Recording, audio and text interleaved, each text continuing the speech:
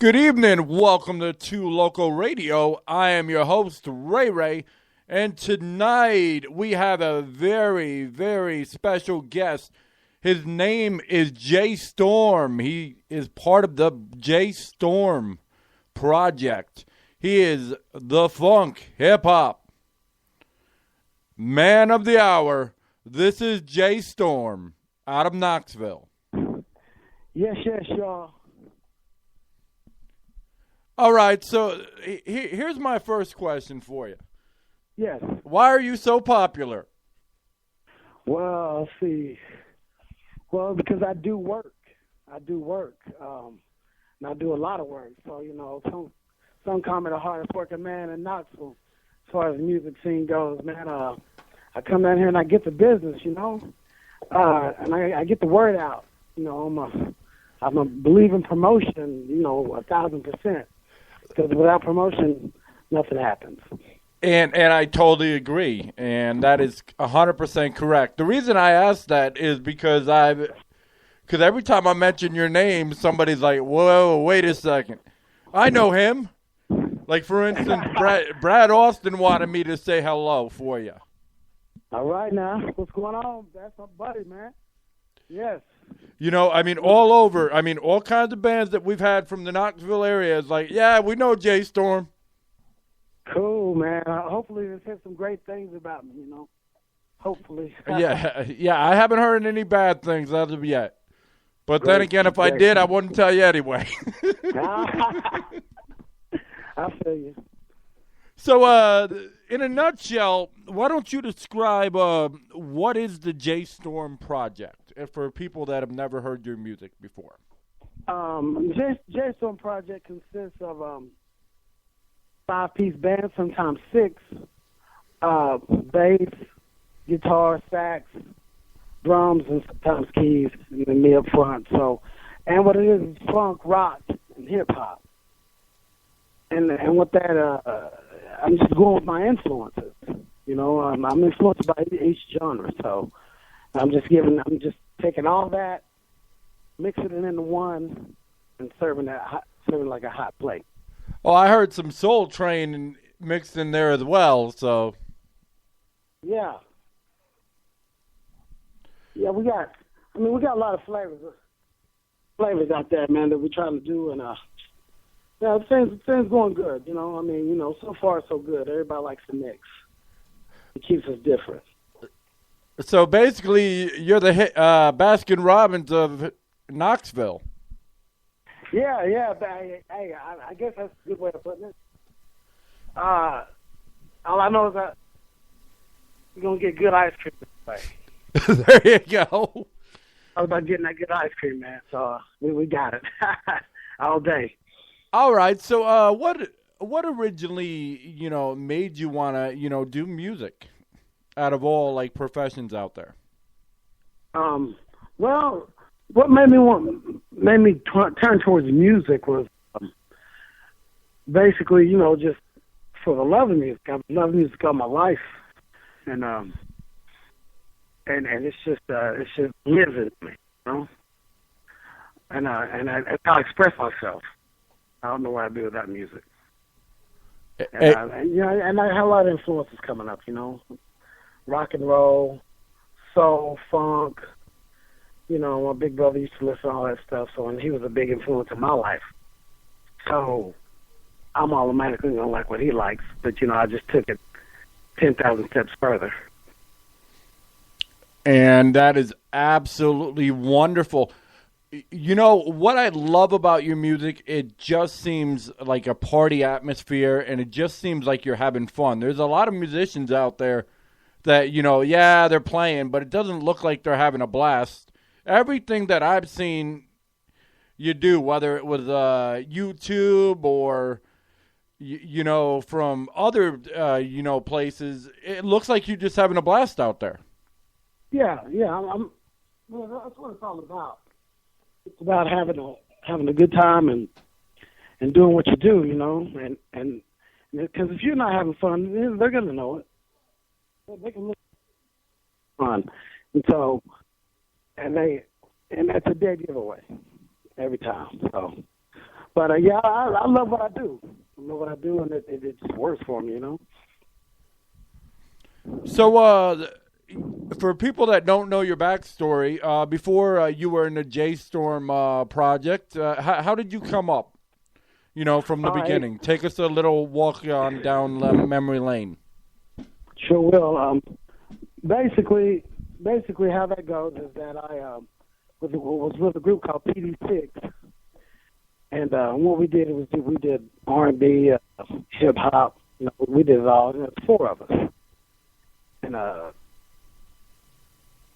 we all kind of, you know, went our separate ways. Probably about 99, 2000. So I went solo.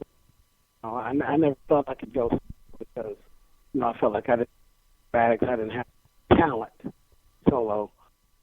You know, but these talent shows about. I'm like, well, hell, I'm already solo already. So I just went ahead and took it to the next level. You know, as PD6, we opened up for a lot of groups, like Blessed Youth, Souls. I mean, just an alternative group, and we opened up for like, I have so many people that we've done it for. To Mix a Lot, to name a few. Daggone Vanilla Ice, and you know, a bunch of people, man. But we paid our dues, but we went as far as we can go as a group. So you know, and you know, it just takes sacrifice. Those guys, you know, that you know, they sacrifice some things. You know, one guy had a family, one guy wanted to go back to school, one guy, you know, and in Greenville. You know, and I had to move on. I had to do my thing, and then I noticed that life is where it was at. It sounds like you're breaking up a little bit. Okay. What about now? All right, that's better. Okay. I'm getting an echo, but I'm trying to. Hey, but no, it's been good with me. Everything's been good. So you know, and like when I discovered live music, that's when I started going places. So and I just, the more and more I do it, the more I want to do it. All right. Well, does that sound better for you? Yeah. All right. Yeah. All right. Well, before we get back to, you know, asking you questions, I think it would be good to let the audience know at least a song about you, so they know the music behind the artist. Okay, a song about me that I've written. No, but by what I'm saying is I'm about to play "Get With Ya," and I'm going to give you a breather for a minute. Okay, cool. That's what's happening. All right. We'll be right back with Jaystorm Project on 2 Local Radio.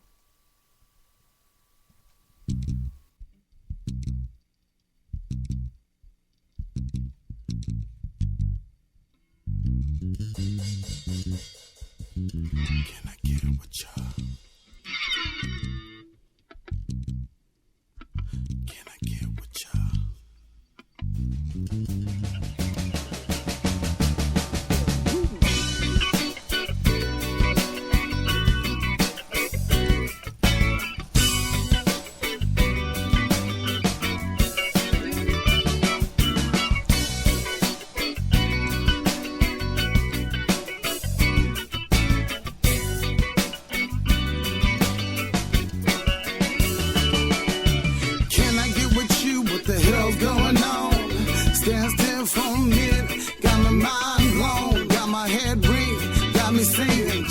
This melody that I'm bringing, said you need a shot caller, I can call them shots, get you lit up like 75 watts. Damn, your body's banging like pans and pots.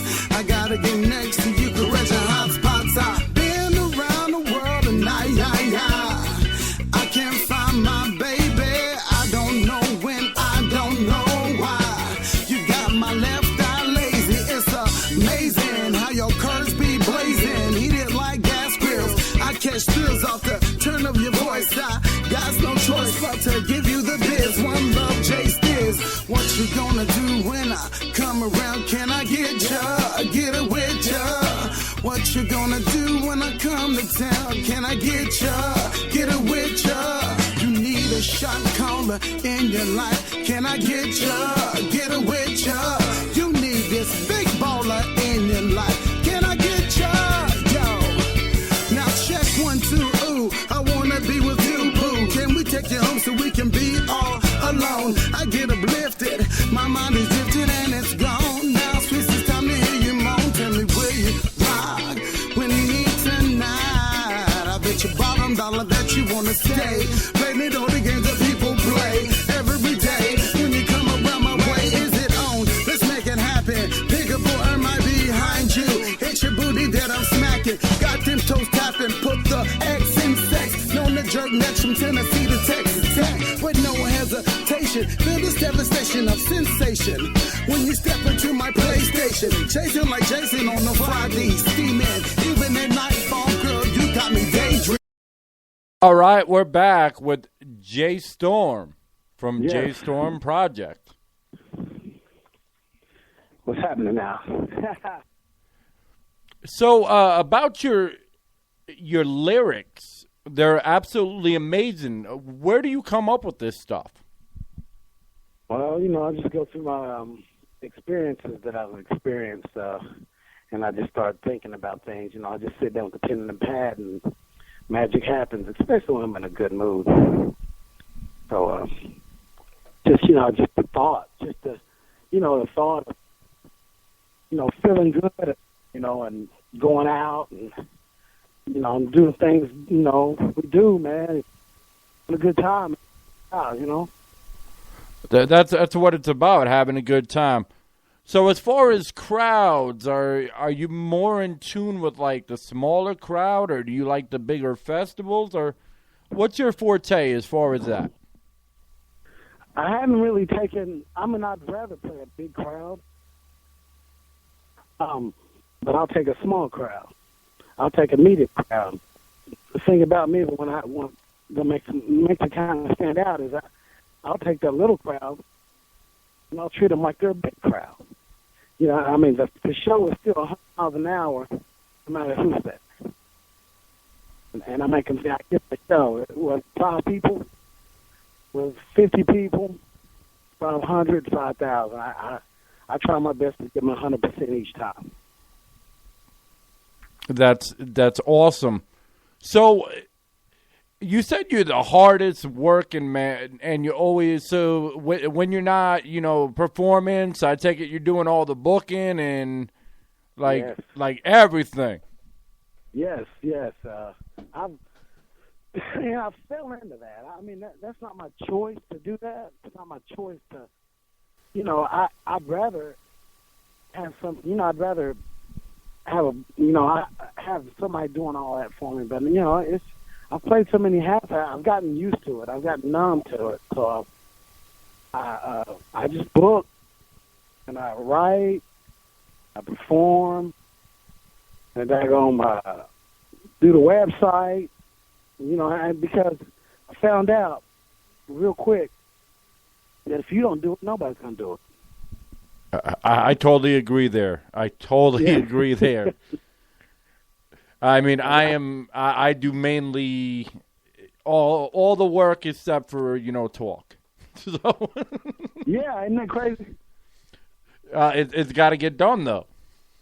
It does. It really does. So, and I've taken pride in getting it finished, man. And, I have help. I have, a little booking agency out of Nashville that books me also, but they book me for strictly college gigs.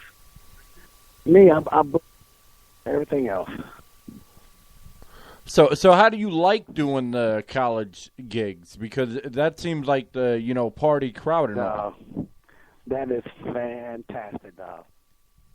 Fantastic, man. I mean, they in your face, the energy's coming at you, you throwing it back at them.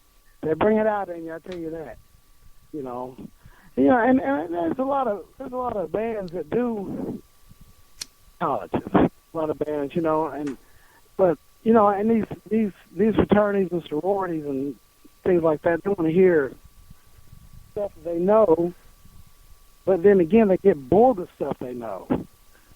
So we go in and we hit them from an angle they ain't never been hit before, and they like it. you know, and they hire us again, they hire us again, they hire us again. So, you know, throughout the whole Southeast, from South Carolina, North Carolina, Georgia, Florida, stay pretty busy with schools in.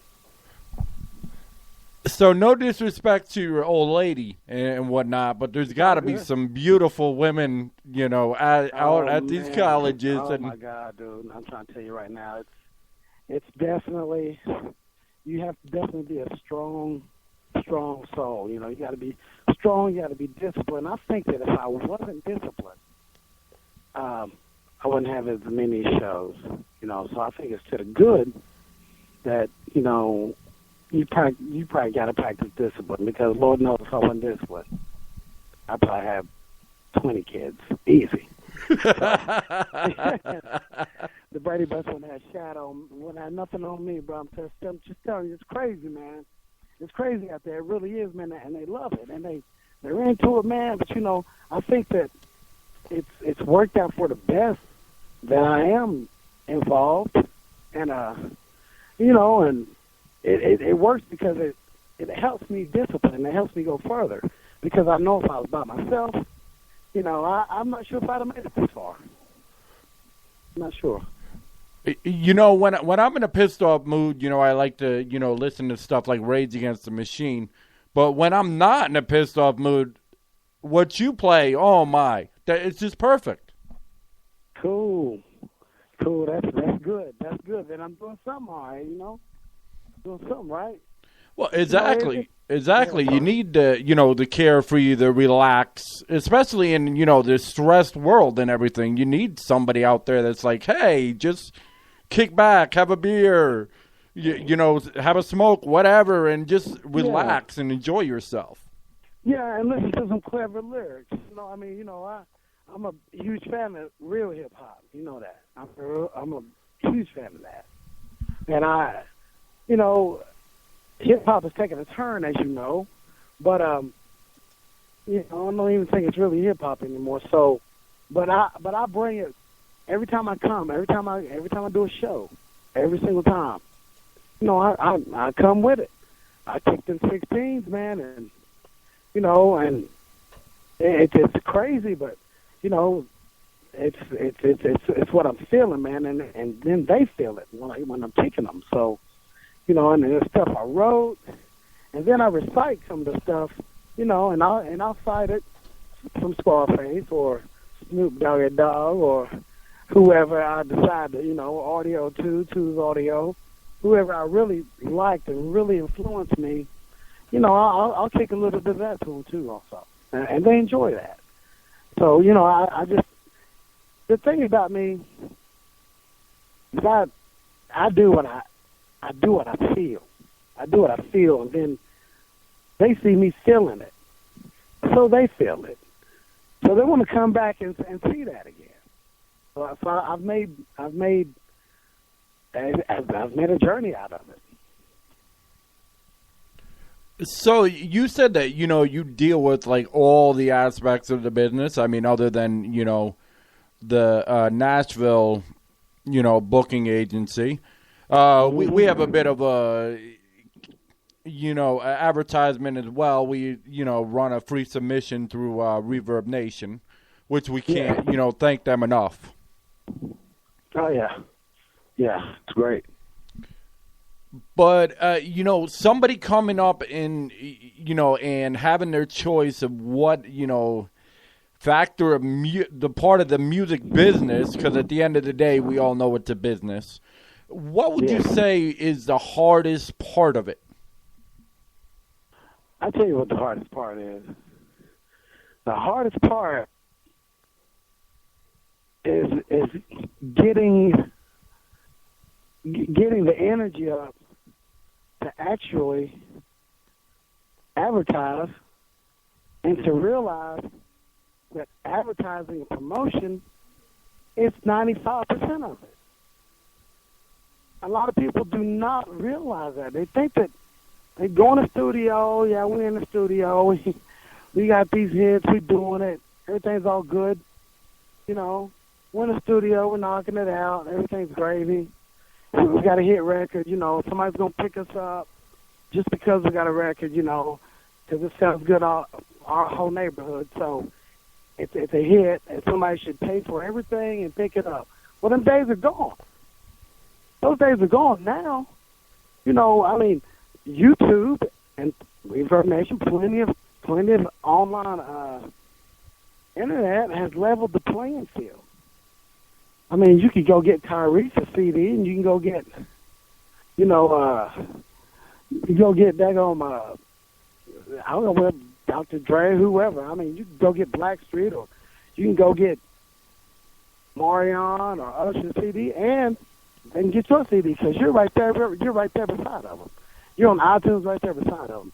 So things have changed, man. But people still, they still ain't realizing the hardest. I mean, it is the hardest part, but it's the part that you got to do. The hardest part is advertising and putting yourself out there. A lot of people get lazy at that. A lot of people don't want to do that, and they think that Facebook is all they got to do. All this is Facebook. Let's do it. No, I mean you got to have a real website, a .net, a .org, a .us before anybody really, or any label. If you're thinking about joining, you know, what label, that's where they're going to take you serious at. You know, because these social sites, people mistake them a lot. You know, they think that's the music site, and it's not.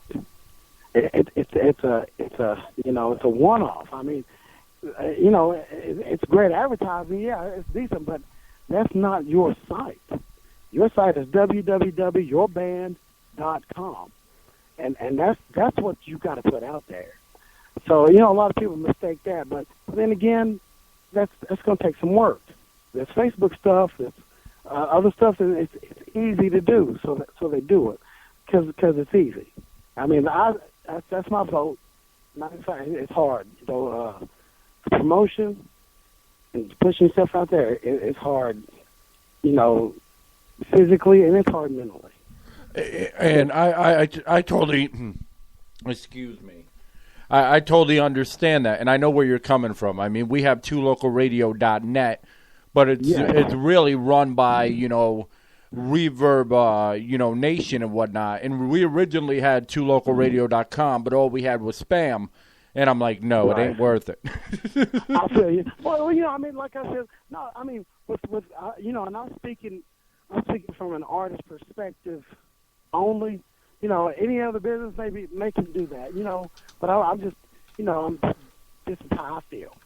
This is how I feel about, you know, the hardest thing. The hardest thing is, well, it was hard for me. You know, I'm going to tell you what was hard for me. It was just getting that website, pushing the website, buying pictures, buying black and white glosses, buying CDs, buying CD covers, buying postcards, buying T-shirts. I'm $3,000 in the hole, and I'm giving it away. So that's hard. That's hard. But if you're in it for the long haul, you'll see that back threefold. And I've got plenty of examples of how I've seen that back. You know, like one example is that, you know, $3,000, whatever, man. I'm in a hole and I'm passing out T-shirts and things. You know, I booked 2 private gigs that paid me $2,000 apiece. I guess it did good because they had my T-shirt and they had my CD. They went for a private party. So it works out. It does. You know, it works itself out because, you know, it's a weird science. It's a weird science, definitely that. So, but you know, in the long run, you know, it works itself out. And I never knew it could be like that. I just knew I was $3,000 out. And then, but I didn't realize that I got $3,000 of advertising going out. That's what I did. I just looked at money lost, but it's really $3,000 of advertising. And that advertising brought that money back to me, plus the fans. So yeah, it's crazy. It's crazy to even look at it that way. But you know, you got to dig deep, and you got to realize, you know, why are you doing music? You know, and that's why I want to just spread it to everybody. And I understand where you're coming from because we just started doing an advertising ourselves, where we're you know, got gift cards and everything for people that are following us, and know who the hosts are and everything. But you have to. Otherwise, nobody's going to know who you are. That's true. That's the God's honest truth. And, like I said, a lot of guys, man, they'll be in a room and, everybody's a producer. My wife says that. She's like, everybody's a producer. Because everybody would come across, he's a producer, I'm a producer, and, it's so easy. It's so easy. They don't know the half. They don't know even 5% what it takes to be a real strong, quote-unquote, producer, man. So, but, I get a kick out of it. I do, and I try, at least they're thinking right. At least they're positive of their thinking. But like I said, it's, we're in the age of, because you used to make a hot record, hot song, you're on the radio immediately. If somebody likes you, they're going to give you $1 million. Well, as you can see, all the record stores are closed. All these record stores are closed. You got online stuff, but you can't walk in a record store no more and buy a CD. You can't do it. It's few and far between, and there's a reason for that. Those guys don't have the money to distribute the physical product like they used to. Because now you can download it very quickly. This is the world of convenience right now. So, what's convenient is me getting out of my bed, going to my desk, and downloading the song, not getting out and walking to the store. So, the record companies suffer. So that means that they can't just give out the $1 million deals anymore. They got to see you doing something. Nowadays, I think they want to join you. They want to join you so they can make money with you. They can enhance you. So, that's unless you're 10 years old and you win American Idol.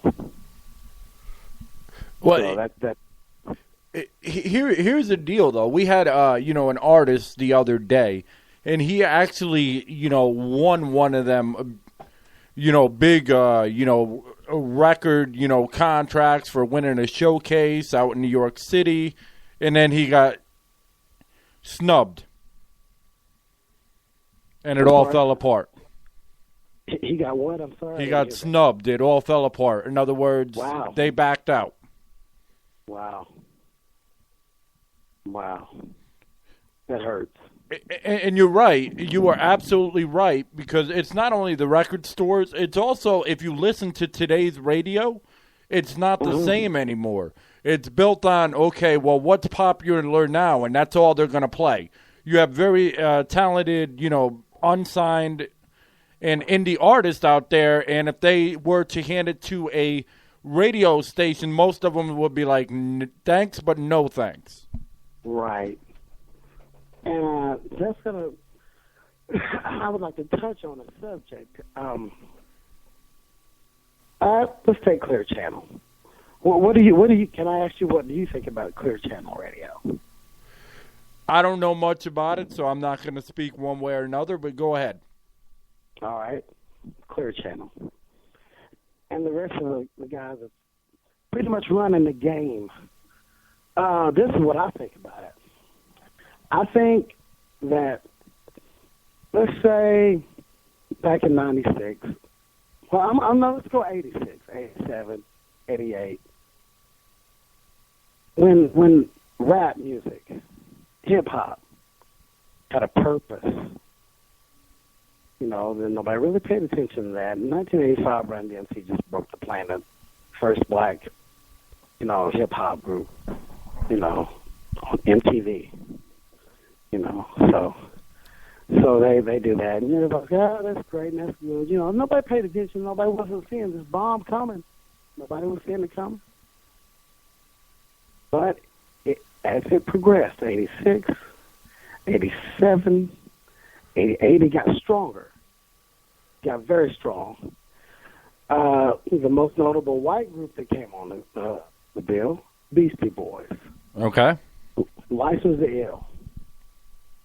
Made it that much stronger. So here goes the movement.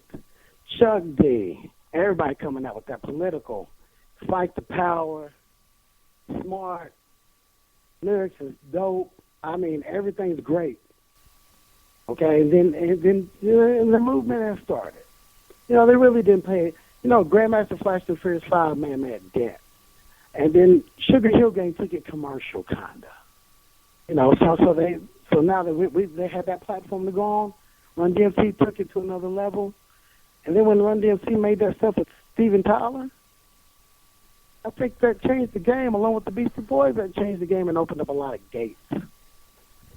And they seen a powerful movement. And then it went on, 1989, 1990. I think that around 1995 they decided to kind of put a cap on that stuff as far as radio play, because it was getting too powerful for them. It was making too much sense. So they basically shut it down. Yeah, they shut it down. Yes, they shut it down, but they couldn't shut it down everywhere because the movement had already started. They couldn't shut it down everywhere because they got independent stations coming up that's playing them. They got a lot of pirate stations playing. I mean, you're able to make your own stations, okay? So these guys, they're keeping it. They're keeping it alive and well. But the big commercial CC radio, they're not trying to have that. They're not trying to have that. Now, to get on those stations, you kind of got to dumb it down. You got to dumb it down, because that's the life they want to see you in. They want to see you in that light. They don't want to see you in the strong political, you know, I'm coming up, this is what's happened to me, it's where I'm at. You know, these are lyrics, these are slick lyrics, these are cool lyrics. You know, you had to actually think before you wrote this 16. You had to think about it. You know, now it's acceptable for people to be killing folks in songs. You know, slaying dope, slaying, you know, yayos, doing, you know, just, you know, doing cocaine, doing big deals, and popping pills, and you know, your leather seats, and you know, you're riding on 38, you know. Yeah, this is uncensored, so you can say whatever. Oh, really? Always live and uncensored. I didn't know that. I did not know that. Well, now that you said that, maybe I can relax a little bit, tell you how I feel. I'm letting you know how I feel about it. But, you know, motherfuckers is killing and shit. They killing, and, you know, they're acting, you know, because CC Radio's made it damn that cool.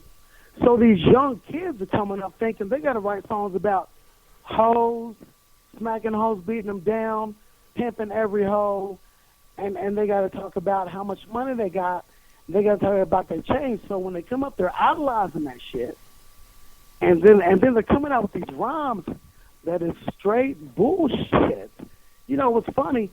I hadn't written in a long time. The reason I hadn't written in a long time, I don't feel like these bastards don't feel like I don't feel like I don't have to write.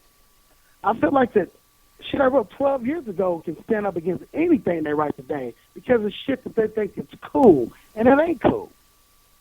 It ain't cool at all. It's bullshit. So you're basically, without cutting you off, I do apologize. You're basically saying hip hop started off as a positive movement and they changed it because it's, you know, the system or whatever you want to call it said, no, this is not acceptable. Just like you no longer see MTV anymore. No, you're exactly right. You're exactly What's going right. on, fellas? I'm kind of sneaking in the back door. All right. What's going on, Ray? This is Mr. Beefman, or Brian. What's going on, man? Not too much, brother. I'll tell you what, I've been sitting back in the cut, man, for about 10, 15 minutes now because I know that y'all been talking. Man, I got to throw it out there. What you're saying, dude, you were so ridiculously right. I mean, it is at this point, the way that rap's been going, it is so obscene, it's ridiculous. But back in the early 90s, I'm like you, man. That's when I started hearing it. Late 80s, early 90s, you know, from you know, Run DMC, NWA, And you were talking about, what Run did with Aerosmith. I turned around and I remember other groups that came out on the rock side, as you remember, like Rage Against the Machine. Yeah. And they had a solid political platform that they were standing on, and it didn't matter, black, white, anything, across the nation. Stand up for what you believe in. Stand up for what you got. Don't let them hold you down. Shit out there's fucked up. And they put a cap on it, man. They put a cap on it. They stopped it. It became too strong. That's the God's honest truth. It's true. I mean, there's a reason why Chuck D, man, ain't on the radio. There's a reason why DOS Effects and all these guys, KRS-One, is not on the radio. There's not no commercial crap. Yeah, I mean, you gotta. It's nuts how then. I mean, it kills me that a hit song, people think they have a hit song off some silly shit, and it's not. My lipstick is Boston. I mean, think about that. I mean, or my damn. I believe one of these guys came up with a song called, and that was the hook, and this shit was it. It was great, and these kids are doing it. Kids are they're brainwashed a little bit, guys, a lot. I know my kid is not going to be brainwashed with that bullshit. I'm just telling you. It's so hard. It is so hard. And, and you guys were talking about indie labels and stuff. I've got some knowledge, about the commercial stations, and what kills me is you've got these commercial stations that get together 3 or 4 times a year, and they go down, and they think. You're breaking up a little, bro. Can you hear me? Yeah, I can hear you now. You got these commercial radio stations, these corporate radio stations, and they go down 2 or 3 times a year, and they make a bid on music, like some fucking bullshit Katy Perry or some bullshit something else, and then you just hear them, these spins, man. It's the same fucking 10, 12 songs all day for 6 months, and then they change it up, and they don't allow anybody else, to come in and infiltrate into the music industry, because they've got their own cap on entertainment. And it really, it's getting harder on them now, because just like you said, we're on a free wave platform. Anybody can get on Facebook. Anybody can get on Twitter. Anybody can get, on any of this stuff and put their music out there, and that's the direction it needs to go. Because these fuckers have had a cap on it for way too long, and we need people out there to blow the fucking doors off of it. You know what I'm saying? Yeah, you're right. And I think that, guys, we keep fighting a good fight. We keep doing it, man. We just keep hip hop alive, and because it tells. It'll tell on you. The guys that don't have no. I'm not saying I'm the talented motherfucker in the building, but I do recognize this. I do recognize somebody just getting up there chanting some shit, and then somebody that takes time and writes a real hot 16. That is the real fan. This shit that they're letting go now, that's out now that they're pushing, is here and gone. It's gone in a few years, and and it'll never come back. It's one and gone. Unless I'll name one guy. You know what? To each his own. I guess if he thought it was hot, somebody did. Somebody put the money on this guy, man. But Soulja Boy. I heard that one song. Well, I forget whatever the song's name is. Soulja Boy. Where is that son of a bitch now? Where is he? He's probably ordering a Big Mac, and that's cool. I'm not saying that that's all. I mean, I'm not saying nothing's wrong with that ordering a Big Mac. That's not what I'm saying. I'm saying, hey, y'all thought this. I mean, that dude was on top of the world. Now, his chances of being on top of the world again are 99 to 0.5%. He cannot. It's 99% versus his 0.5%. He can't be that no more. Shit like that's finished because there's no real substance. There's no substance in it. There's no substance. And I'm understanding what you're saying. The thing is, I totally agree.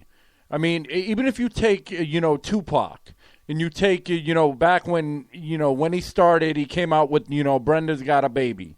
And then, he had great songs such as, Changes and Unconditional Love. And they got thrown on the back end to hit him up. Shit, man. That's crazy, ain't it?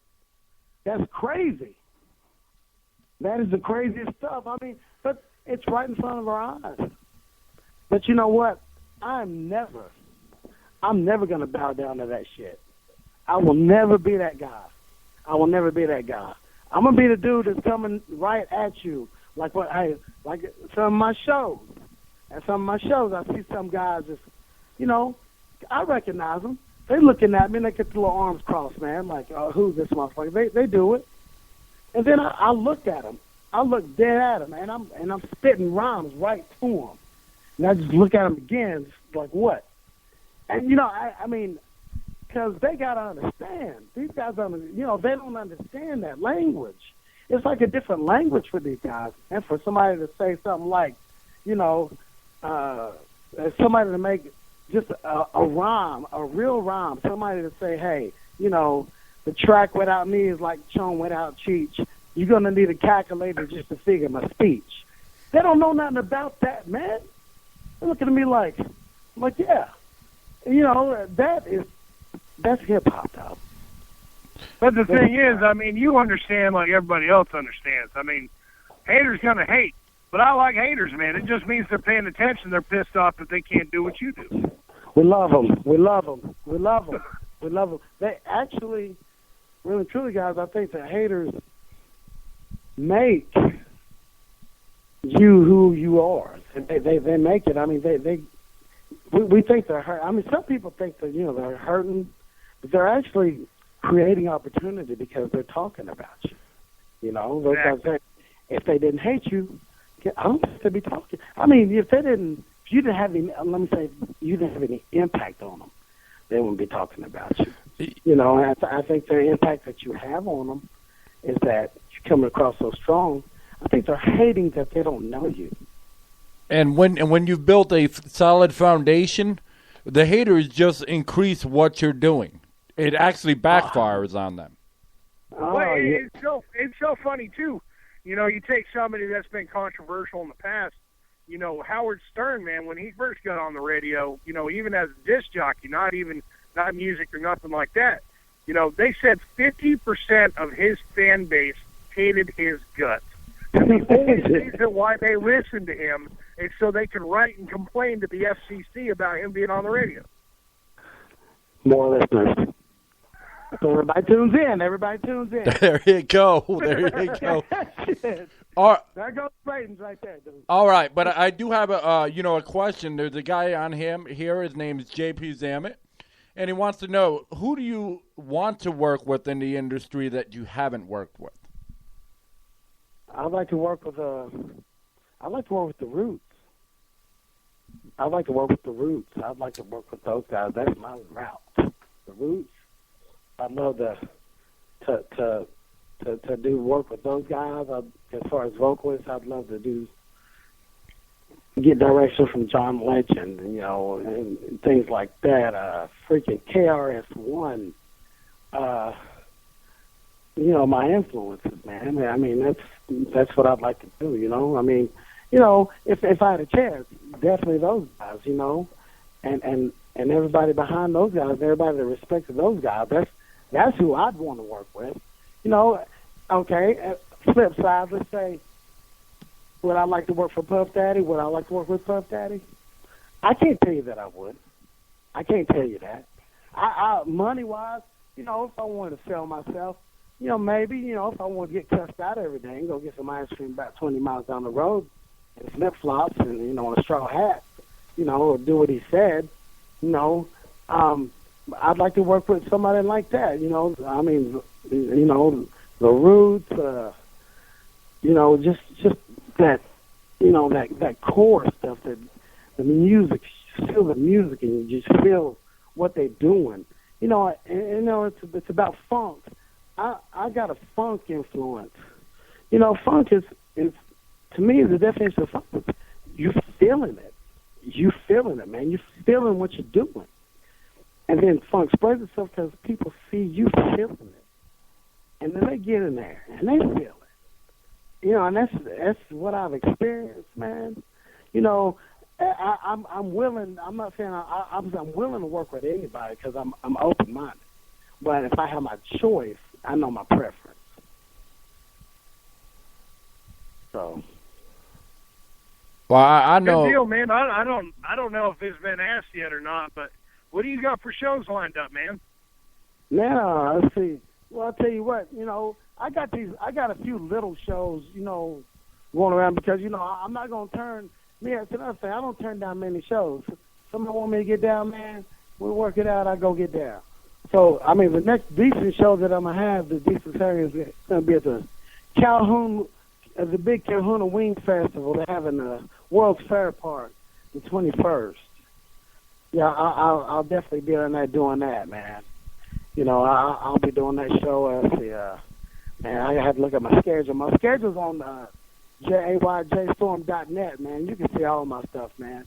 You know, I don't like I said. You know, guys, little if it's big, I don't care. You know, I'm coming with me. I'm doing what I do, man. You know, and.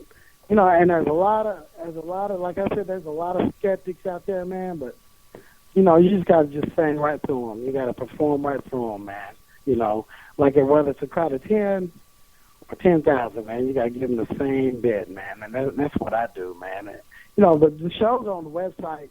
Go check it out, man. You know, come out there, man. You know, and see what's happening. All right. Now, who have you been working with lately? I mean, well, notable. I mean, I working with as far as like musicians or producers or. Well, I mean either or. I mean anybody we might know of, or. Well, I've done shows with several people. Here's what I've been doing lately. Lately, I've been trying to get my promo stuff together. My T-shirts, my stickers, my cards. You know. Been trying to get that together. I've been kind of gearing up for that and gearing up for these festivals that's hired me to come in and get down. You know, it's kind of regional, but that's what I'm doing. I'm not particularly working with somebody. I just get this band. You know, got my band and when we go rock the spot, you know, I working with my band members. You know, pretty much. You know, as far as that goes, as far as like recording and producing, I've been working with Kenneth Brown. Kenneth Brown, he's a producer, drummer, composer, arranger. His dad is named Donald Brown, great jazz musician, been nominated for a Grammy.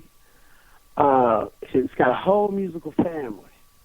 So I've been lately working with Kenneth, man, because he's produced some fantastic stuff for me, man. That's moving things with him, man. So, you know, as far as any huge names, I haven't been working with anybody like that. But I tell you what, when my squad hits that stage, buddy, it's all gravy, man. You know, and I'm cool with, you know. Even if I was working with somebody, you know, bigger, you know, I'm open to that. You know, but I don't think, you know, as of right now, I don't think it'll make a big impact on what I'm doing, you know, at this point. Exactly, because you're no longer starstruck or anything. I mean, because you have quite a resume. You know, Sir Mix-a-Lot and everything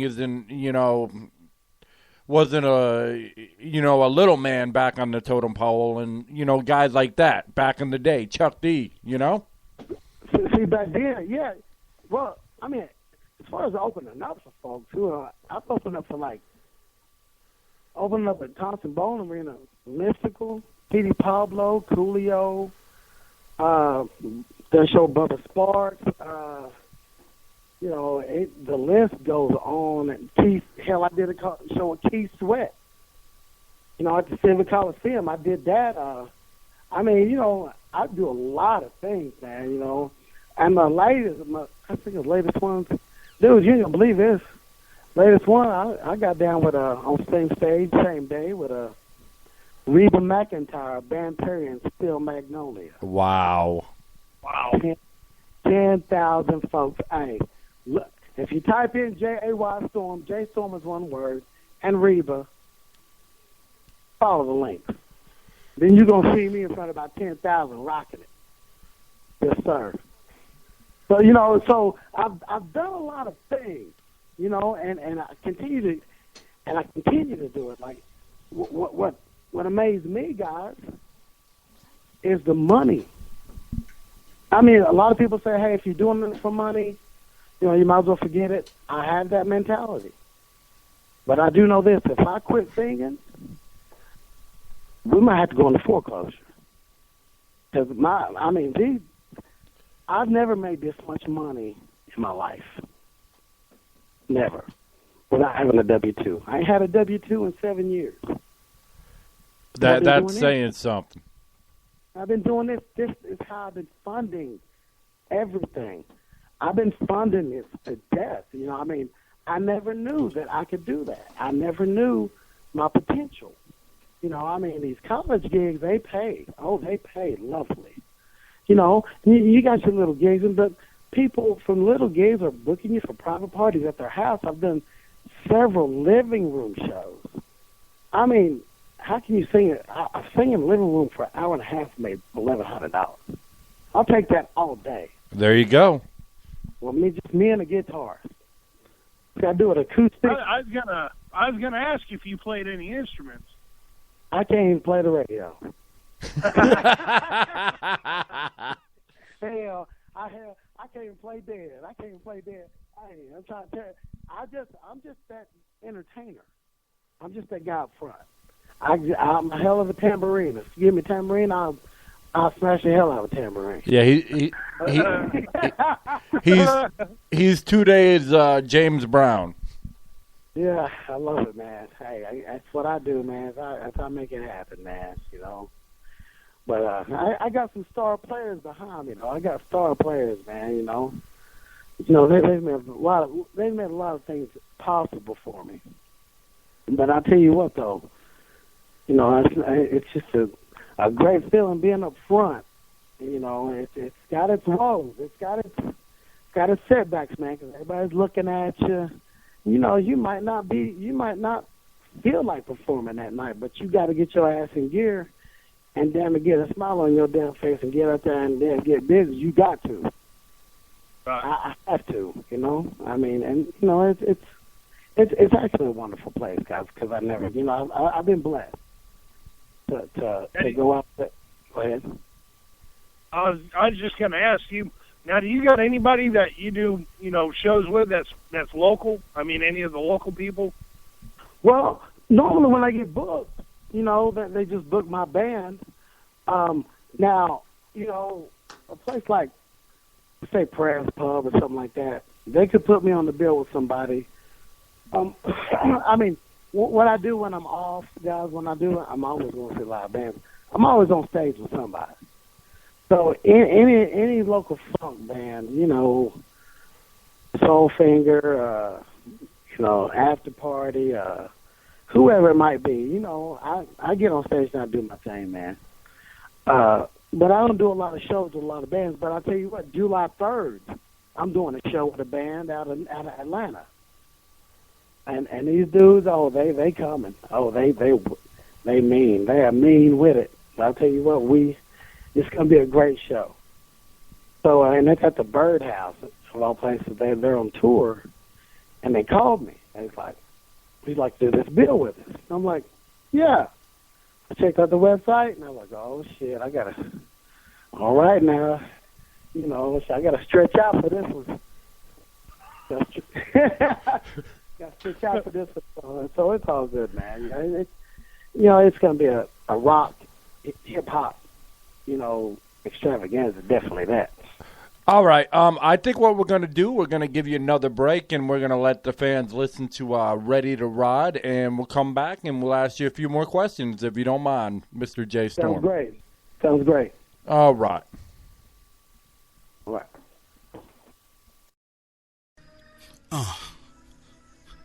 Bounce. Yeah. Time to ride. Get. All right, we're having some, technical difficulties here. All right, we're going to run Fired It Up. I do apologize. Well, in a moment anyway. you got to love today's equipment. Here we go. It's Fired Up with the Jaystorm Project, and we'll be right back on 86.5 on your Spreaker dial to local radio.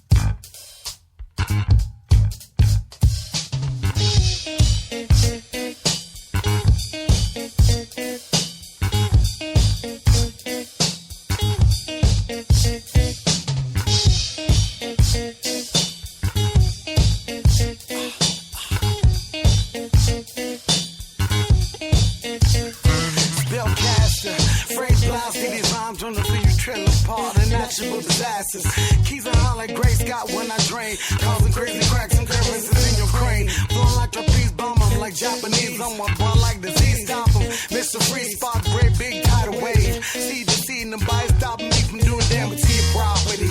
With a wild son, like Janet. Turn back when I rock like Planet. Shed sauce, I call knocks whenever necessary. You're scared of me, cause I'm bad, but there's no flurry.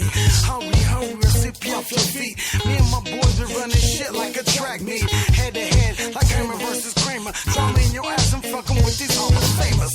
What you wanna do? What you wanna do? Fire it up, fire it up. Say fire up, fire it up. What you wanna do? What you wanna do? Fire it up, fire it up. Say fire up, fire it up. I raised my house in 2000 rednecks when I flex. I jerked the next from Tennessee to Texas Tech. Next step up, get knocked the fuck out. Heat 'em up like a drought. I want the crop out. Got for cousin, I'm top status. Take 'em apart. What types of apparatus? I'm the baddest. Protect your spleen. Rise here, seem to get that 750 cream. Ready to die, cause the Celtic crunchy style shaking. They naked, Shannon Tweed. I can see the beat, the records in your chest. Promise team is gonna be able to get with this. Lay them down, the rest of Jimmy about the genie. Sleep, creep, blast, and Mussolini. Stop for corrections, no objections. I stop your breathing like 15 seconds. What you wanna do? What you wanna do? Fire it up, fire it up, fire it up, fire it up. What you wanna do? What you wanna do? Fire it up, fire it up, fire it up, fire it up.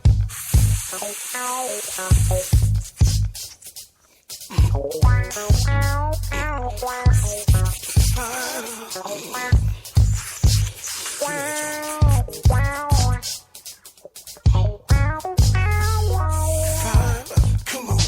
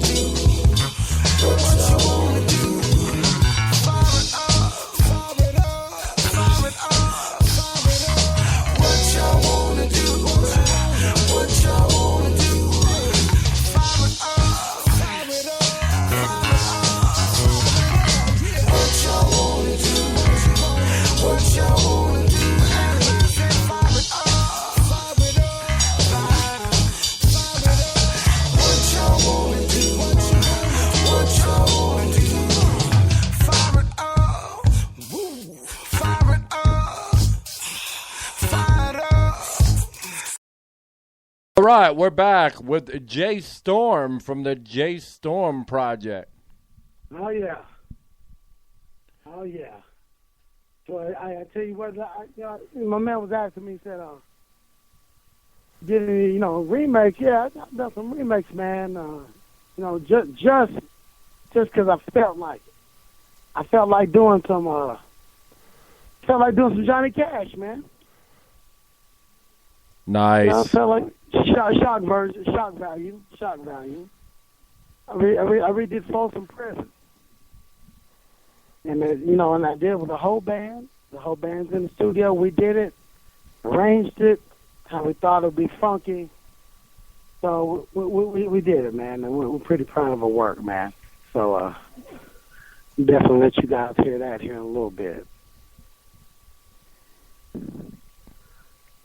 Now, let me ask you real quick, out of all the shows you've ever done, yeah, what would you feel would be just the absolute tops for you? Which show have you done that just always stands out in your head? Club La Vila. Club La Vila. Yes, sir. Club La Vila. I felt like this is what it's like to make it. I got to feel that feeling. I didn't know. I mean, I've never felt so. I've never felt that. I've never felt in control of that many people in my life. So that show will always stand out to me, no matter what. I mean, it's just crazy, man. I'm trying to tell you right now, man. I mean, when I even think about it, gives me cold chills. But like every show is special to me. Every show. So, so I treat every show, man, the same. But the one that gives me the most, this is what it's like to make it, is Club La Vila in Panama City. It's great. And was it because everybody was just in tune to what you were saying, or was it just a vibe you were getting? Or they was in tune. They was up front. They was cheering. Man, I can't explain the feeling. The next day, the next morning, how can you feel drunk the next morning you ain't drink a drop? Wow. How does somebody get that feeling? You ain't done nothing but woke up. You checked out of your hotel room and you get in your car. And your car is a beat-up Maxima. But you feel like you're rolling in the Benz. And there's nothing like that.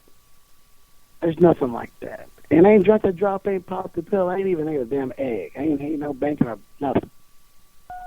But I felt like, wow, that's what it was like to make it last night. I just felt. I've never felt that feeling before, and I hadn't felt it back. I hadn't felt it back yet. But I tell you what, the things I'm doing now, I feel like that I want to be back there. But to get back there, I can't be bullshitting. I got to work. I got to send out. I got to build. I got to do my thing. And I want that feeling again before I die. I want it again. I'm going to get it. I just got to keep my head up and keep rolling. I'm telling you. All right. So I know you said that's like your great moment and everything, but has there been times where, fans would come up to you, I'm sure with all the colleges you play and everything, and be like, well, look, man, your song really impacted my life or just made me feel so great today? Yes. That has another value. And I'm going to tell you what. As far as aha and people in my face and people, the star quality, that was Panama City. The other feeling that I get, and I'm moving people, man, is definitely those college gigs. I mean, and these guys, I mean, they, the sororities, fraternities, they want me back. They want me back every time, and they pay top dollar. And I tell you what, there's not a feeling. I know I said the Panama City was a nice feeling, but I tell you, a more of a greater feeling, believe it or not, now I think about it, is somebody requesting your originals when you walk through the door. Ready to ride, get with you. And that's what they want to hear. That's what the whole fraternity wants to hear. That's what the whole sorority wants to hear. Something I just wrote, just from the bottom of my heart, though. And we're right there, man. And it's, that's a wonderful feeling. And I understand exactly what you're saying. You're basically saying when you were out in Panama City, as far as Limelight, that was, that great feeling. As far as, really touches your soul and, digs in you, it makes you feel, great to be, alive as a performer. That's when people, request your music and, really come up to you and like, hey, you touched my life. Yes. And you know what? It's a, I first started, I never thought that this would happen, I didn't think none of this would happen. I'm in a restaurant. This is crazy now. It happened a few years back.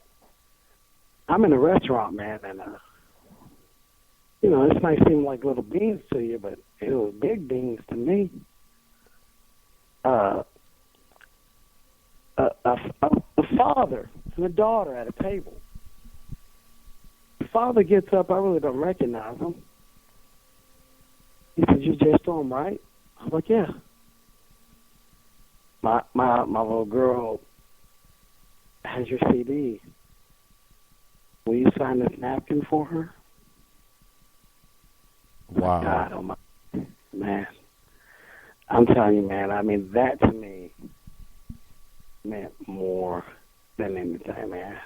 And she's sitting right over at the table just looking like excited. And her father's like, "I'll go get an autograph from him." Me? Who am I? Geez. And I signed it. Takes it back over and she loves it. That right there, dog, I don't know if I can replace that. I don't know if I can replace that feeling. That's wild. I never thought that would be me. But that's just an example of somebody. I told somebody else that I was like, "Hey, that's an example of the work that you're putting in and what you're trying to build." People are seeing the building going up. So that right there, I'll tell you, that's one moment in my life that touched me, dog. This music joint. So yeah, it's like I said, it's been a journey. It's been a journey and far from over. I feel like I've just begun. I've done over 700 shows. I'm trying to do 700 plus more. I'm trying to go, I'm going to go to the day I die, guys. No doubt.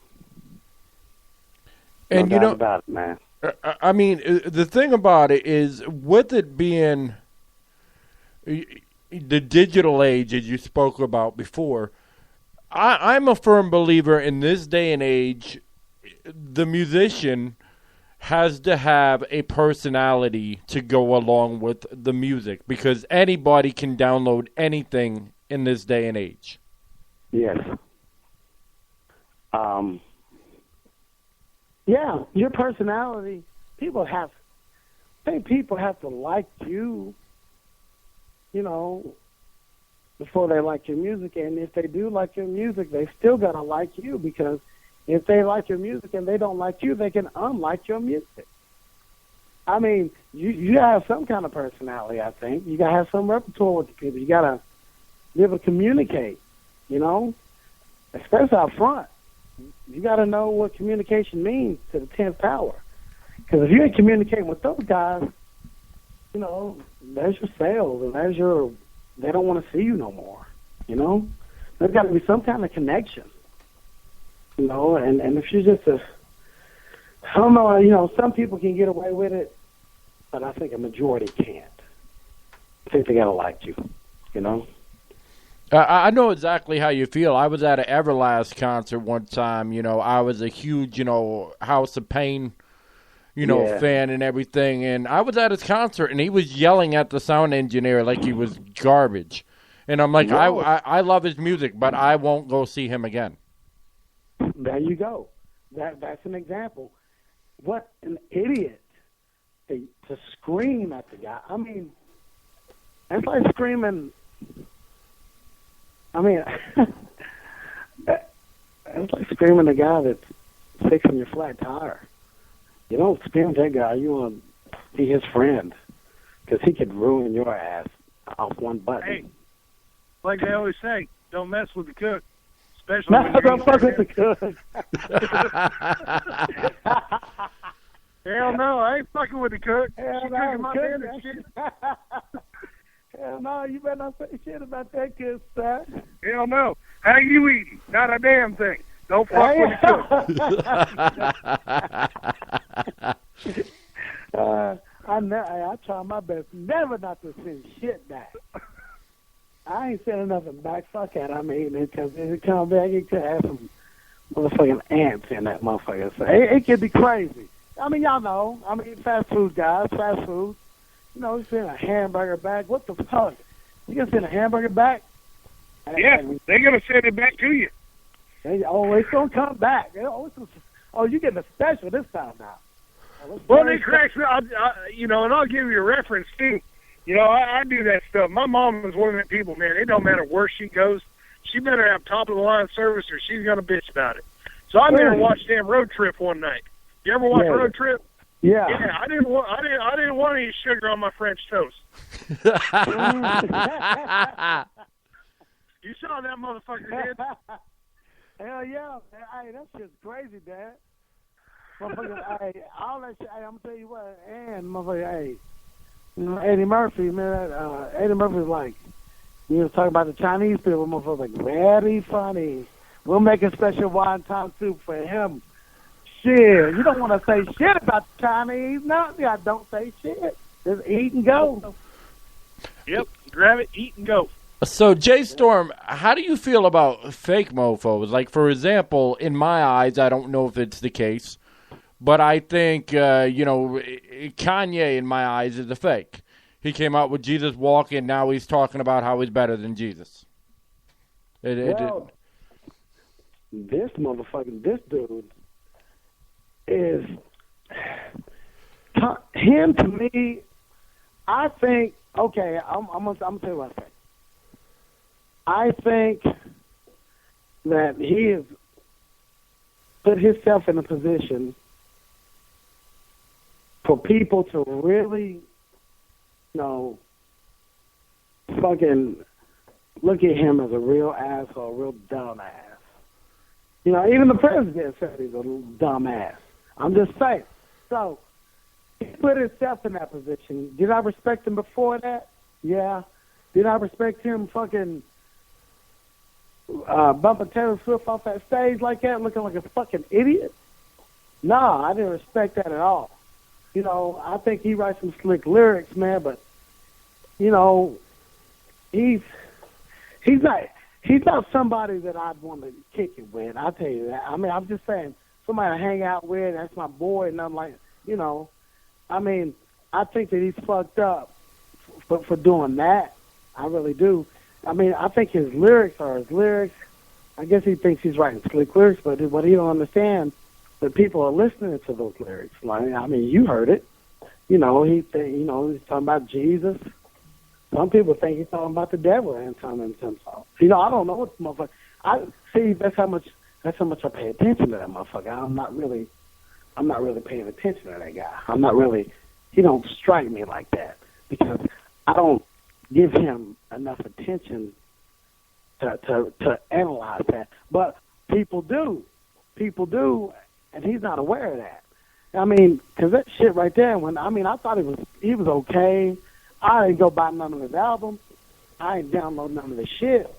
unless it was popular with a couple of motherfuckers that I may do some DJ work for. But but other than that, man, he's not relevant to me. And he is, but he's not. And it wasn't just him. I mean, just, people that say one thing and do another. Do you have a problem with that? Yeah. I got a problem with that. And the context of that, depending on what it is. I mean, let's take it to the most simplest shit in the world. Let's take it to somebody saying they're gonna fix my car. I got a problem with paying $800 and some, and my shit is not fixed. They did not say what the fuck they didn't do what the fuck they was gonna say, and it hurt me financially. Now, I'm the type of guy that if you're gonna do it, do it. But I'm not gonna sit here. But if you're gonna do it, do the shit. If you don't do it, give me a fucking good reason why you didn't do it, or you couldn't do it. So that's how I feel about it. I think seeing is believing. He can say he's gonna do this, and he can say he's gonna do that. When he don't do it, seeing is believing. It's gotten to that point with me. So you're a man of principle. Yeah. Yes, sir. Well, let me ask you this, because we're talking about celebrities. If you had any celebrity in Hollywood, who would you want to kick it with? Have a beer with? Yeah, who would you want to hang out with? Who would you want to party with? Out of any celebrity in Hollywood. Golly, that's a good one.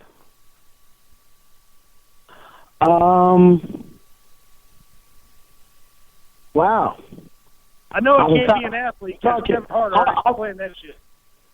Off the top of my head, as far as kicking it live, chilling, man, hanging out with, kicking it. Samuel L. Jackson would be fun as fuck, man. Just hang out with him. There you go. Samuel L. I don't know if I'd want to party with him, but I definitely want to be right there when he's chewing somebody's ass. Samuel L., man. He's going to pull out that bad motherfucking wallet. He's going to do that. Samuel or, God dang it. See. Fuck, I can't think of anybody else, man. Like I said, it can't be an athlete because Kevin Hart already explained that shit. Yeah, it's gotta be something else. Hell no. As far as actors, man, dude, I respect as an actor. That's cool. Let's see here. What fucking I don't know, man. Who would be fucking? I want Charlie Sheen if I want a trip. Oh, there you go. Then you'd be drinking on that damn Tiger Blood song. Shit, yeah, I'll let that over and do his thing. Just Charlie Sheen, boy. I don't know, man. I had never even thought of that, man. But, dude, I swear to God, he'll have you in a golf shirt before the night is over. That's funny. That's funny. Yeah, I would go with Bruce Willis personally, but that's just because he grabbed the pill bottle cool. And said, "I'm an asshole." God damn, Bruce is cool as shit. I couldn't hang out with Bruce, man. He crashed just too many cars, man. I couldn't do that shit. It was funny.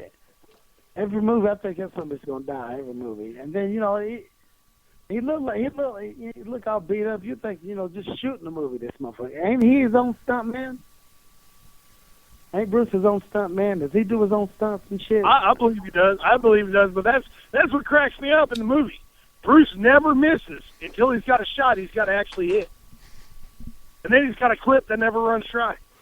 That's crazy, man. Mm-mm. So kind of like Shaquille O'Neal shooting free throws. Oh, wow. Yeah. Oh, yeah. This motherfucker can't. This motherfucker right here. But if he hit the free throws, boy, he'd still be in the league right now. You know, Justin Bieber beat him in a one-on-one match. See, what about this little motherfucker right here, Justin Bieber, goddamn it? What about this little motherfucker? I'm sorry, but what that about kid ain't never had his ass whooped. Nah. When you smack the shit out of his ass. You little son of a bitch. His motherfucking man, he feels like he's invincible. You know what killed me? This ruined me. This ruined me when I seen this motherfucker. It ruined me when he came out with the boxer. Yeah. When he was part of his entourage. You talking about Floyd Mayweather, man? Yeah. Yeah, pretty boy. Man, Justin Bieber with Justin Bieber. Here's what fucks me up about Pretty Boy. Pretty Boy out here, he's an undisputed boxing champion of the world, and this motherfucker's got 6 bodyguards. Are you shitting me? I just walk around with my goddamn gloves on. To make a statement, you goddamn right. But he got that little change in his pocket, so I guess that makes him feel kind of important to put those dudes around him, I guess. But Tyson never needed him. No, hell no. Hell, my motherfucker was trying to hire him to be their bodyguard, and you know your social status has been pretty low. When you hire Justin Bieber to come to your fight to be in your corner, man. See, that's some bullshit, really. I mean, this little motherfucker, he was in with his little sunglasses on and hat. Man, little stupid son of a bitch. I don't know, man. I see shit online. Yeah, he needs to go hang out with Miley right now. I gotta say, man, he needs to just scoop her ass up, and they need to take off like Crazy World somewhere, become the fucking mayor, start their own damn colony, just something, because that shit's just fucking unacceptable, you know what I mean? I'm trying to tell you right now, man. I mean, these motherfuckers, they think they can do it. Well, fuck it. They can. They do what they want to do, man. But I tell you what, I mean, I can just gather up all the money in the world. Everybody would like to see his ass slapped. That'd be a goddamn $1 million slap in his goddamn face. Just, wow. Just knock his glasses off. Do something disciplined. This motherfucker ain't got no discipline. He ain't got no discipline at all. I mean, what do y'all think? He ain't got no discipline, guys. He thinks he can do what he wants. I'll tell you why he's got no discipline. He won the lottery. He won the fucking lottery, and I'm not talking about the lottery about money. I'm talking about he won the lottery, and he got found. He went and posted a video, and for whatever reason, he got found. He didn't have to work for it. He didn't have to strive for it. He didn't have to hunger for it. He didn't have to do nothing. Somebody called him up one day and said, I want to invest into you. And he made it. And because he didn't have to work for any of it, he doesn't appreciate any of it.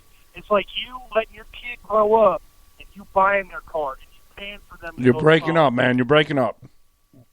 And then you want them to take over your empire. I mean, you can't do that. At some level, you've got to make them fucking work for it. Now, to say it's not work is bullshit. I mean, you know as well as I know. You wake up at 6 a.m., you got fucking 2 interviews, a radio show, then you got... You're breaking up. And all that shit.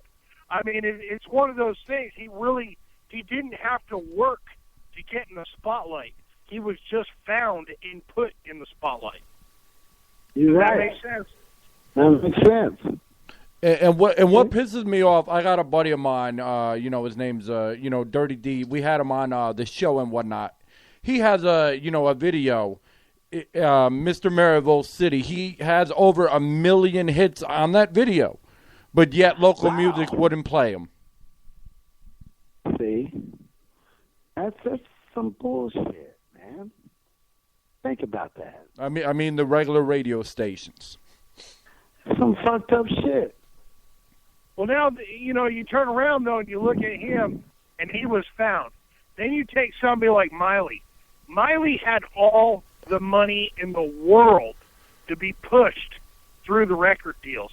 She's another one that didn't work for any of it. It was there, it was presented to her, and she had just enough fucking talent to take off with it. To be honest with you, I think she's a no-talent ass myself. You know, that might just be me. But, you know, here she is out there now. She's got all this money, and what's she going to do with it? Not a fucking thing. Not a fucking thing. I mean, achy breaky heart, and Pat was, don't tell my heart. I guess he's managing her money, but I'm gonna tell you guys, there's a lot of motherfuckers out there now that's like that. That just has the money and just enough talent just to pull it off. I can say somebody right now. It's out there right now from my fucking hometown. That's fucking making it, doing it big. I mean, you know, 50 Cent. Now he ain't from my hometown. It's a country group. Fuck Band Perry. Right, yep. Dr. Perry and his buddies. I promise you that. I don't give a damn what that's true. Kim number 17, they was up there in Greenway. They went to Nashville, man. They had that money. They had the money. No loss to the record label. No loss. We got the kids. We got them. Put them on. What do they need? What producer? Okay, get this sumbitch over here. Get him. Who's writing for her? Okay, get her ass over here. Right? How many songs? 5. Let's do it. What do they got? They got this and that. They got what promo? We got it. Fuck it. A bus? We got it. Everything that a record company would advance you, Mama, they were already advanced that. Me as a record label, I'm like, fuck yeah, y'all motherfuckers ain't ugly. Come to fight and you can play it. G, C, and D, bring your ass on. Let's fuck it. Why not? And look what happened. They went because there was no loss to the record label. No credit card. You know, these motherfuckers got a goddamn, every record label's got that $500,000 credit card they give you. Well, you got to pay that back plus interest. See, and the record company's banking on that these son of bitches, we're going to sink this money. Surely they're in for 3 or 4 albums. Surely we'll have our money by then. You know, they're only 17. But no, they didn't have to. The money was already there. No loss. So they went. And the shit worked. They never played a bar, not a goddamn club, a private party, nothing. They went straight to the label, motherfucker, here we are. I'm not mad at them. And you know what they happen to be good people. They ain't no Miley Cyrus. But, you know, the shit, money talks. Money talks. What y'all think? I agree. It's a money-hungry world. Son of a bitch. Man. I mean, it's you know, it's so in a spot like that, you know. So, you know, and I wish him the best, man. But I tell you what, I mean, it's politics, and you know, you got the money, you can get down. You know, then you got you got me. I ain't got no money, but I'm not bad off because I've worked hard for it. But you know, I think I'm gonna appreciate it a little bit more. You know, so that's my 2 cents. Wow, that's pretty deep. Yes, sir, man. Shit. All right. Well, we're gonna play "Welcome Home," and then if you have any last words or anything, you know, I have about a question or two for you, and we have appreciated you on the show, Mr. Jaystorm. Thank you. All right, because you've been very interesting and very real, and that's what that's what we love. We absolutely love when an artist comes on and is like ready to pour their heart out. Some interviews we have, they just don't know what to say. All right, but anyway, we're gonna play "Welcome Home," and we'll be right back to finish up with Mr. Jaystorm on 865, 86.5 on your Spreaker dial, 2 local radio.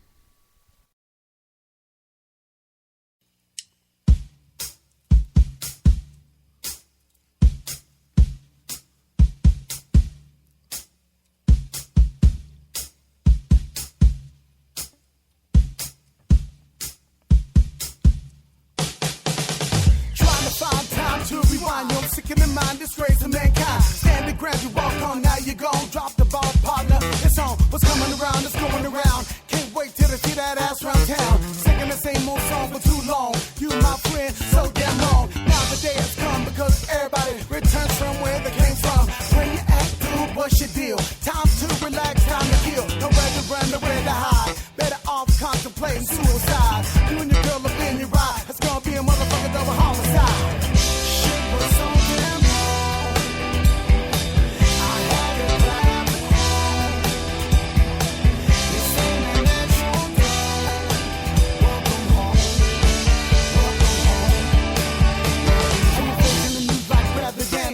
On your head like 20 grand.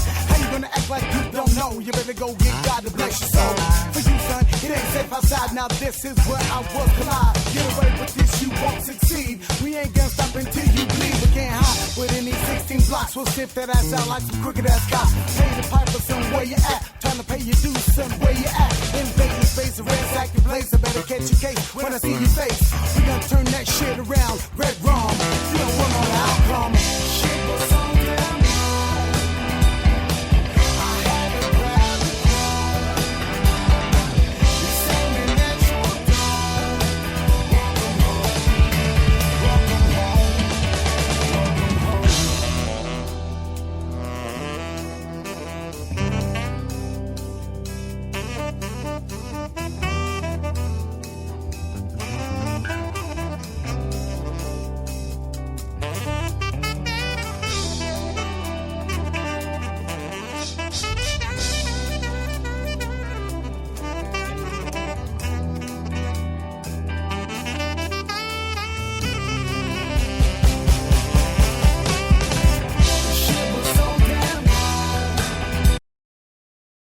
All right, we're back with Mr. Jaystorm and Brian. Yes, sir. All right, so anyone trying to break into the music industry right now, knowing that the labels are pretty much dead, or they're only looking for the high end talent out there nowadays. What advice would you give them, considering you have all this experience, on how to go after their dreams in music, or how to deal with the hectic lifestyle of being a musician? My advice is, if you do this, don't do it for the money. Don't do it for the money. If you're thinking about doing it for the money, then you're in the wrong place, because you got to pay a lot of dues before you get your use. I'm trying to tell you right now. So you got to pay a lot of dues out, and people, they didn't get in it to pay dues. They got into to get paid, get this money. If you got in it to get money, I want to be rich, so I'm going to sing, don't do it. I'm going to rap, don't do it. Don't do it. My advice is that you got to love it. You got to love every minute of it, because if you don't, it will tell on you. I love it, and I can't tell you how many times I told my wife, this is it. I think I'm done. I'm coming home. I'm done. This is it. It's my last show.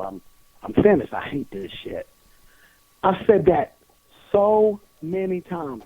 I get a good night's sleep. I'm ready for the next bout. I'm ready because I love it. So you know, you got to have that love there. And my advice is that, you know, don't wait on people to discover you. Discover yourself. You discover you. And everything else is going to fall in its place. That's my advice. Don't wait. Wait is a bad word in this industry. You know, don't wait. If you know, people think, you know, somebody's going to pick me up, somebody's going to look at me, somebody's going to discover me, somebody's going to sign me. No, baby, not today. You got to sign yourself first. You got to advance yourself that advancement. You got to believe in yourself first. If you don't give yourself an advancement and you don't believe in it yourself, who the fuck else is going to do it? You think these motherfuckers will do it? You only do it for yourself. You know, I mean, I had a video that had to go out and promo and everything. Fuck it. $3,500 was the first leg of it. You know what? I said to myself, I was like, I don't have this money, but I sure wish somebody would invest in me. Then I started talking to myself. I said, Jaystorm, would you lend me the money to invest in you? I'm like, yeah, I'll lend you the money. Fuck it. I sold my car. God damn it. There it was. You got to be willing to invest in yourself, and you got to believe in yourself that much, or nobody else will. If your mom and dad ain't rich. That's my advice. Hey, yes, Ray. sir. Yeah, Brian. Hey, man, my advice to you is the next time you get up on stage with Rock and Dick and he's in the Beetlejuice outfit, don't go twerking on him with your tongue hanging out, all right, man?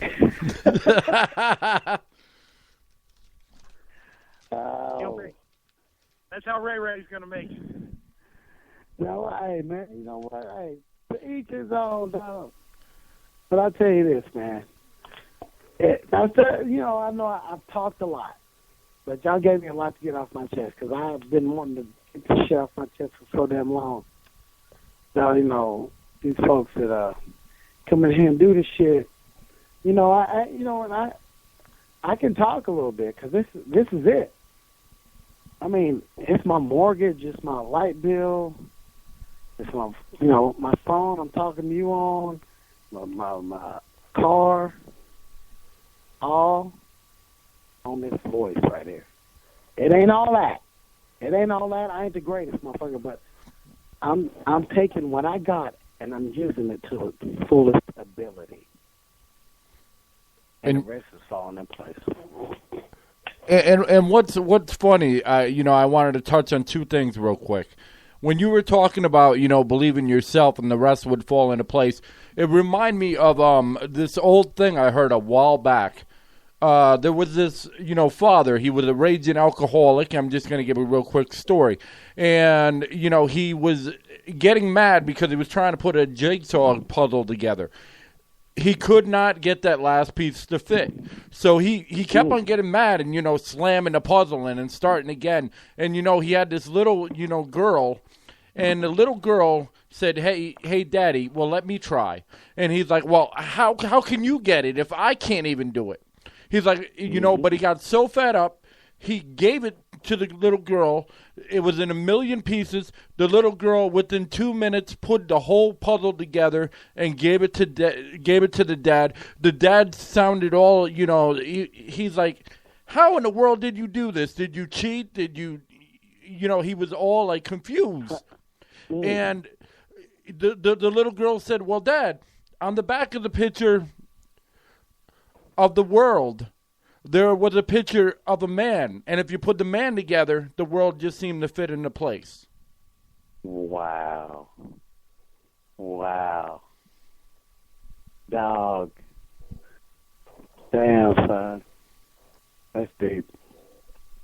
And then the other thing I wanted to talk about, you were talking about, you know, a big influence being the Roots. What sucks with the Roots is they had a very, you know, political message they actually had on YouTube, and YouTube kept the song, but the whole message, they blurred it out. And I just feel, you know, being an artist, that would really piss me off, because if I got something to display, who in the world are you, or who in the fuck are you to change my message? Man, they oh boy, motherfuckers, man, I'm trying to tell you. You know, it's crazy, you know, kind of like what Ray said. I grew up, and growing up, my uncle, he was a race car driver, and he, outside of what he did for work, you know, he had a speed shop. And I remember being a little kid, he used to have this poster hanging on the wall. And what it was a bird eating a frog, and the frog choking the shit out of the bird. I don't know if you've ever seen it before, but underneath it always said never give up. Wow, I ain't seen that. And think about it, you know, the music industry, anybody will tell you, you know, if you let it, it'll eat you alive. Yes, sir. Choke that son of a bitch, man. You can keep it, man. You just got to put that bitch in a stranglehold, you know what I mean? And make him tap out. I'm telling you. Man. Yeah, I'll tell you guys, I mean, we just got to keep our heads up. We're going to see a brighter day. I'm just thinking from my perspective. But, you know, I really can't complain.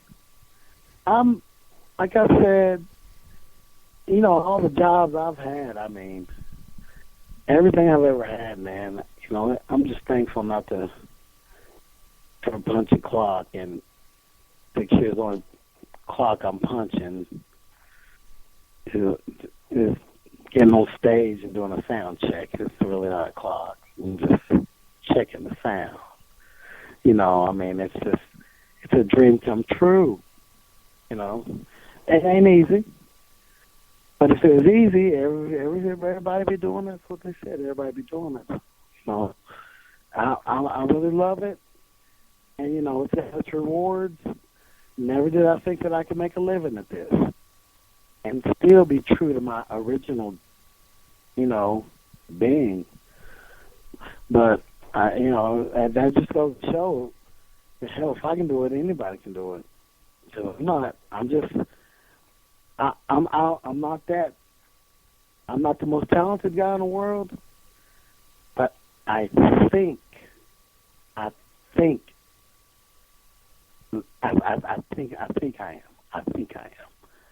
As long as I think it. Go ahead. I'm sorry. Go ahead. Oh, no. Go ahead and finish your statement. I think, you know, it's just like that old philosophy. I think that's who I am. Hell, if I don't think, you know, I mean, the mind's a powerful thing, man. If you just tap into that positive, you know, if you can think it, you can do it. I've always thought that. You know, I mean, even when I've doubted myself, I was like, man, you know, if you'd have told me right now today that I was going to be playing music for a living, I was going to be making this much money, you know, it ain't huge, but I'm not bad. I'm trying to tell you right now, I've had some really good jobs, and this by fucking far is the best thing I've ever had in my life. You know, and so if you'd have told me 20 years ago, man, I'm having a nice house, beautiful wife, child, but you're going to have your own well, you're going to be singing for a living. I said, you're fucking crazy. No fucking way. There's no way. You know, there's no way. I'd have said that. There's no freaking way I can have all that. You know, but you can do it. You can do it. You just got to love what you do. Put your mind to it. You know, we can achieve whatever we want. You know, it's there. Everybody puts their pants on the same in the morning. Everybody got to button them up. Everybody get up. We all get hungry. We fucking eat when we get hungry. And we bleed when we fucking get cut. Same shit. We all got a chance. It's crazy. I didn't know it. You know, now that I've been shown, you know, that it can happen. It can. You just got to really love it and want it. So let me ask you this. Outside of music, outside of family, Yeah. what is your hobby? What is your one thing that you do for you? What do you got, what is your one thing that you do for you to relax outside of music? You got a hobby, you go here, you do this, what do you do? I do have a supplemental income. I do have supplemental, but it's something I fucking love. You ain't gonna believe this. I mean, it's so different from the music. What I do is crazy. I mean, and it's even hard. It's even funny to mention it's in the same sentence. But I mean, what do I do? Well, first of all, what I do this. I lift, I work out, and I run. I do that. So I gotta stay healthy. And there's a certain degree I gotta take care of myself. But shit, my other supplemental income that I fucking love, it goes exercise and music and tax. Tax, dog. Tax. I do tax, man. That is what I do. So that's crazy, ain't it? Tax. Tax. I'm a tax accountant. Yeah, that just means you know how to manage your money. Right. So I graduated from Union College, degree in accounting and business, doing music the whole fucking time. Wow. The whole time. Graduated, worked, was a senior accountant at a company in Knoxville, and then worked for a CPA firm. And I'm going to tell you what killed that. These fuckers would go in the break room, and I would go in the break room. These fucking geeks. They open up a paper. I'm right there beside them. They open up the paper. They're reading about me. And they're right there beside of me. They couldn't even figure it out. They couldn't figure it out. I was like, I can do this, but my passion is music. So one day the big guy said, look, Jay, it's either going to be music or you can work for this firm. Oh, that's bullshit. I said, you have got me fucked up. I said, don't make me choose on that. You make me choose like that? I said, what I do on my own time ain't got nothing to do with you. I got a show in Greenville, South Carolina on Wednesday, but I got to be in Knoxville on Thursday morning. Motherfucker, I'm there. I'm there. I might be sleepy a little bit, motherfucker. Don't worry about me. I'm here, and I'm getting shit done. Well, these other workers couldn't stand that shit. They couldn't stand it. Not all of them, but a majority of these couldn't stand that shit. So he gave me an ultimatum. I was like, you know what? I'm working for him. Why don't I work for myself? Why don't I do tax myself and fund my music myself? Because that's all a job was doing for me, dog, was funding my shit. That's all it was doing, was funding me. Funding what the fuck I want to really do. I happen to like what I do to fund what I do, but now I fucking love it. I'm sitting here every day. I'm at the house every day. My office is at the house. I got clients that come in. I got my clients. Hell, half of my clients hire me to get down at their shit and pay me fucking dollars and brag about that I'm their accountant. But the moral is, I'm working for myself. And I'm doing this shit by myself, with myself, fucking knocking it out.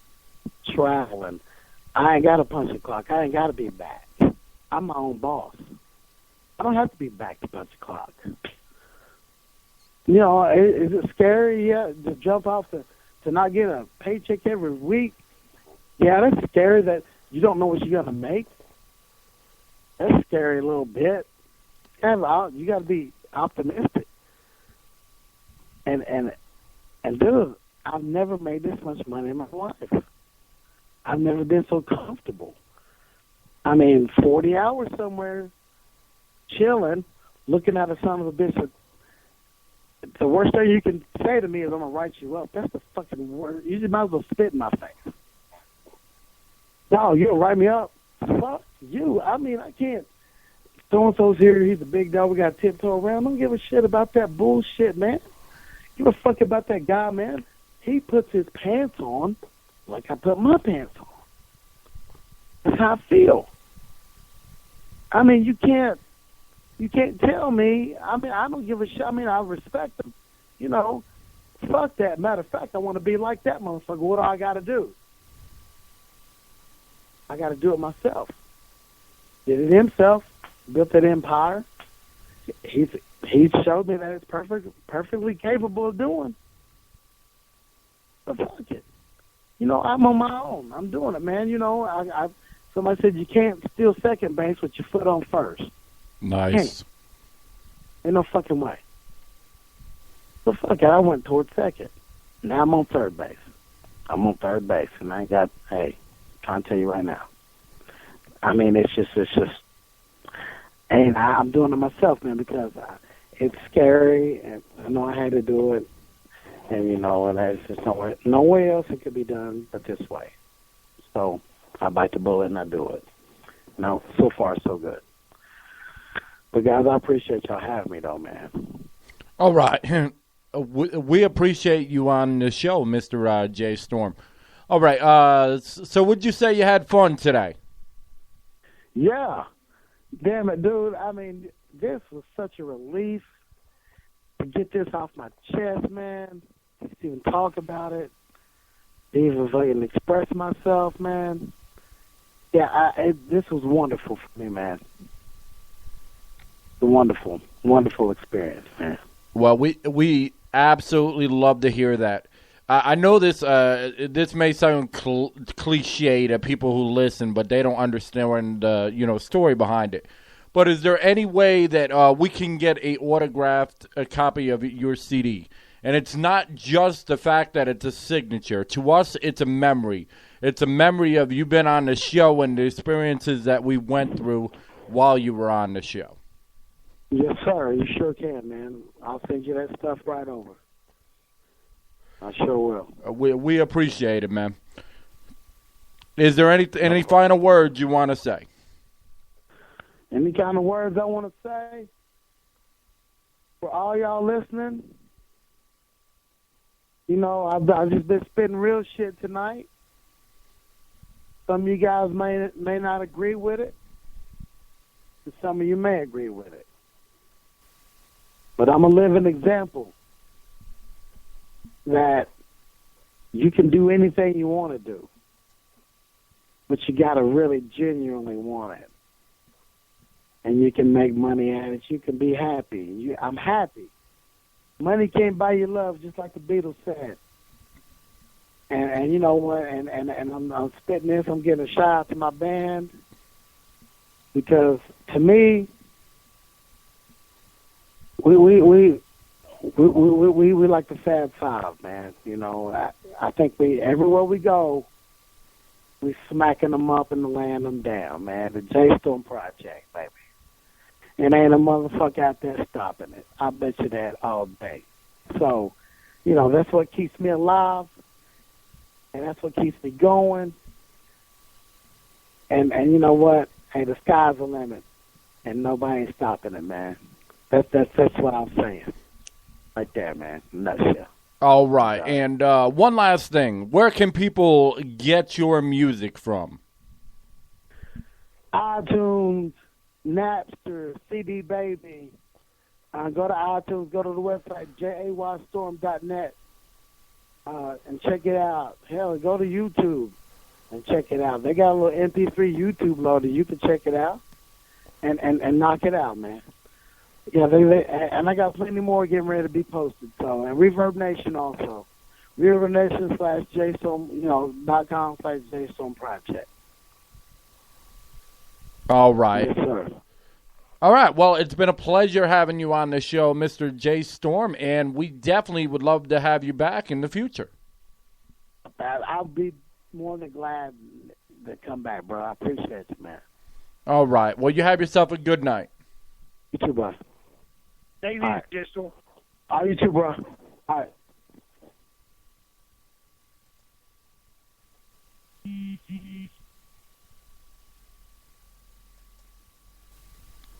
All right. Well, that was Jaystorm from the Jaystorm Project band. And this is Ray Ray.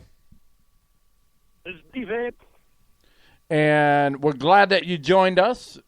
And if you didn't join us and you're going to be listening soon, be sure to check us out. You know, in the future, we have many,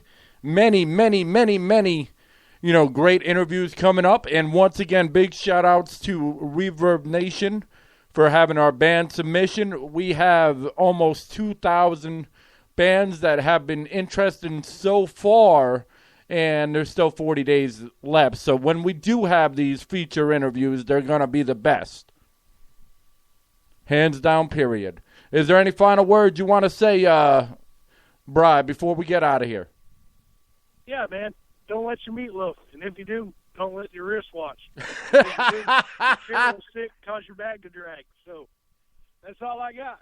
All right. Everybody have a good night.